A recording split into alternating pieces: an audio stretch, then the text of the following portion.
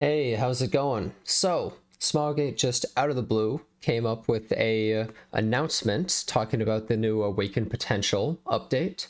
So, a lot of people were really upset. I would say the community was pretty on board and a lot of us were together. I would say that China, Korea, and global communities were all kind of in on this, talking about how we really didn't like it. There was a lot of protesting, especially over in Asia. And so Smallgate kind of had to address it at some point. They did it a lot sooner than I expected, though, actually. So they first put out a Korean post and then they translated it. So, um, first they say we've received feedback from our heirs about the implementation, and it was made hastily, essentially. So we will focus more on implementing Awaken potential on existing heroes instead of new heroes, regardless of their starting grade.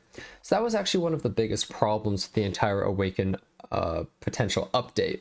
Is if you add it to every single new character that comes out, well, there's a few problems. One, you now need imprints for new characters. So that means you have to pull multiple copies of a new character that comes out. So like Fumir, when she comes out, you would need, I don't know, maybe at least B imprint to get certain bonuses and passives, which is a really scummy thing to do and really crappy, and nobody was happy about that. And the other problem is it means that they can either make characters really overpowered as soon as you get the dupes and get extra power for them for newer characters, or it means they're underpowered until you get the dupes. So essentially, they would be selling you the power, which is really crappy either way. So them rolling back this, I think, is really, really important. They also say we received feedback with the potential risks associated with overly expansive growth range due to awakened potential. So they're talking about all the extra stats that you get. So just looking at what they've already showed us for characters like Crow and Ravi, the amount of stats that you would get just from the awakened potential was insane. The characters essentially with awakened potential would have such a ridiculous boost in base stats that they would just be better than every other character by miles. So a character like Crow, he would have the most health of any tank and the most defense, and he would start with like 50 FRES, which is pretty insane. So he just gets so many bonuses on top of the passives that he would just be like the most crazy tank ever. So they're looking at minimizing this essentially, where you've taken the feedback seriously and committed to minimizing any potential balance issues arising from Awakened Potential's growth range. We'll reevaluate and rebalance the stats of the four heroes set to receive the Awakened Potential, including Crow. So that's good, because I think that's one of the biggest problems with the entire system is that it was just way too much power given to these characters. So that, along with the fact that new characters were getting it, were making it so all these characters would get crazy stat boosts and crazy passives automatically, which was just way too much power creep for the entire game. It also makes it so characters like 4 stars and 3-star special changes are just invalid and bad instantly, which is really bad. Like just a horrible way of planning. They clearly did not look at the ramifications of what they were doing, or they just didn't care until the community got mad, essentially. Then they say direction improvements heading forward. So, like, what are their plans essentially? Recognize the need for more structured feedback and are actively working to enhance it. We're thoroughly reviewing all the feedback you've provided, including your suggestions for improvements after the Awaken Potential update. We're committed to consistently reviewing and implementing improvements to alleviate the challenges and pressures associated with hero growth. Are they, though? I don't know. These seems like a lot of buzzwords and stuff that they're using to sound convincing. This entails considering various aspects, including disparities among different heirs, new, returning, existing players. That's very important because newer players, even though obviously they're at a disadvantage compared to a more veteran player, it's pretty discouraging when you're like, oh yeah, you need a bunch of dupes for this character to make them work. That's very crappy. It also makes it hard to recommend the game to people when it's like, yeah, it's not that free-to-play friendly, you need a bunch of dupes, because that's never really been a problem in the past. Let's say introducing new methods to acquire memory shards with added convenience functions, refining the direction for balancing targets, and improving the hero selection process for awakened potential. So then they apologize. But what they're saying is they're still rolling out the system. Dupes are still going to matter for adding passives and stats. They're not actually saying that they're removing the passives or anything from this. They're just saying that they're not adding it to new characters, and they're not going to make it so that you get crazy base stat increases. Maybe they're much smaller base stat increases. So those are 2 wins. That's really great. But at the same time, is that enough, I wonder?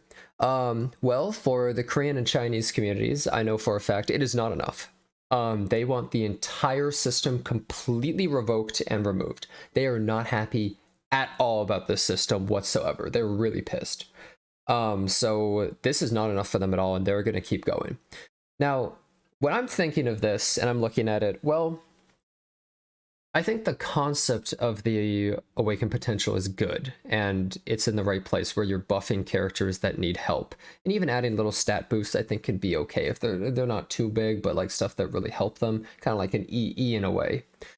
But at the same time, I still really don't like how they're putting passives on imprints. Because right now they're showing Crow has a B imprint where he gets the escort at the start of battle, which, okay, B imprint, that's doable. Realistically, for a super old character like Crow, a lot of people have extra random dupes. Sure, a newer player might not, but that's feasible. But how long until they decide to move it up to A imprint or S imprint, etc.? They don't promise anything in here saying anything like that. It's not set in stone that they're saying that they won't do something like that.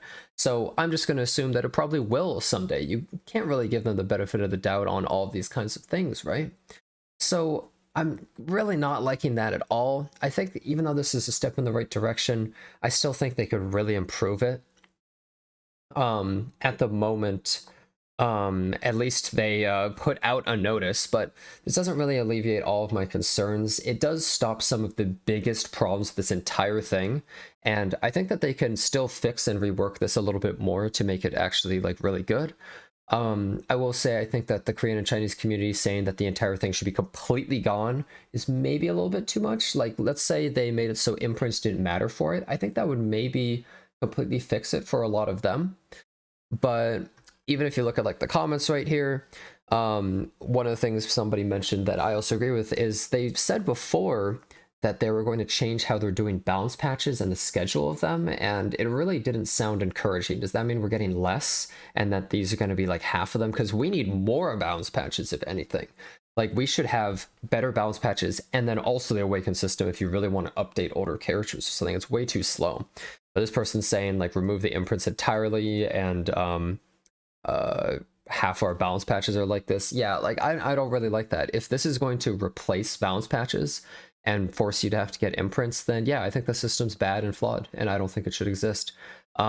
They still haven't clearly given us all the information. I'm still kind of waiting to see what they say when they announce the actual official stuff and they put out the notes with all of the details, because until I have all the details, this is still really murky, and it could be better than we think, or it could be worse than we think.